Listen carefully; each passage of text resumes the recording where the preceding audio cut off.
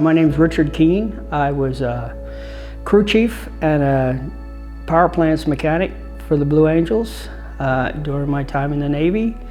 Currently, I'm on the board of directors for the Alumni Association.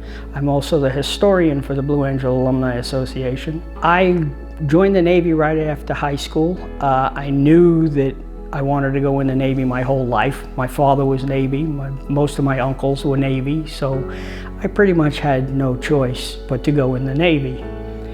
So I got to the Blues when we had the F-11 Tigers. So I did a couple of shows with the Tigers, and then we transitioned in 1969 into the F-4 Phantom. And the Phantom was a big change from the F-11. There was a lot of problems with it at first because it's a really big, powerful airplane. I mean, it's a magnificent airplane in the air, looking at it, you know. But the problem was there were so few of us in the maintenance department in the beginning of the first show season with the Phantoms, and none of us were really qualified to work on the F-4. Only a few of us were. Later on, and towards the end of '69 and in '70 especially, when Commander Hall came on, we started getting more Phantom qualified people. Plus we had a C-121 for transport, and it could not support the Phantom. I mean, we couldn't carry a spare engine. We couldn't even go get a spare engine if we needed one. We had to rely on other things. We had one, we lost an engine. It was in New Iberia, Louisiana.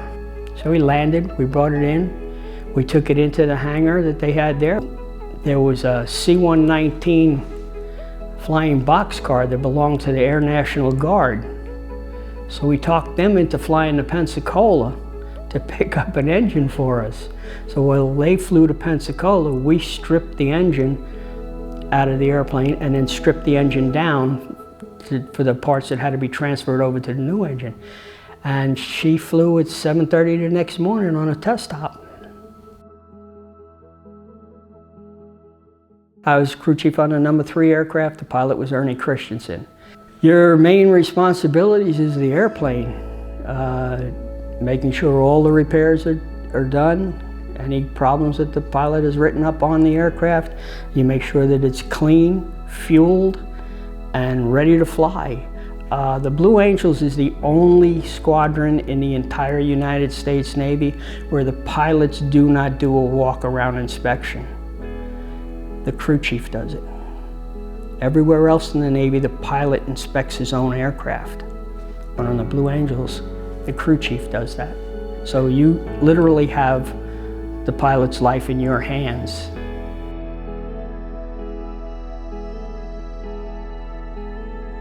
Ernie and I had a little mishap. We were flying cross country and we stopped for fuel in Albuquerque, New Mexico. I got in the back seat and got strapped in and everything. And Ernie had a bag in his hand, paper bag, and he threw it up to me. And he says to me, "Hang on to that for me." So I said, "Okay." So I put it down on the side. He gets in, we take off, we spread out, start flying across country. He calls me on the radio and he says to me, "You got that sandwich for me?" Because I looked in the bag and there was this big old juicy hamburger, right? So I said, "Yeah, I have it." He said, "Well, hand it up to me." I got it to him and I thought he had it and I let it go and the hamburger fell. So I quick jumped and get strapped back into the seat, right? And I said to him, "Sorry about that." He says to me, "You strapped in?" I says, "Yes, sir." And he started whipping the airplane all over the sky. Right? So that hamburger came floating up like that, and he saw it and he grabbed a hold of it, right? But all the lettuce and the tomato and everything was coming through that opening and hitting me in the face. So it was pretty funny. Ernie to this day swears that I did it on purpose, but I really didn't. It was an accident.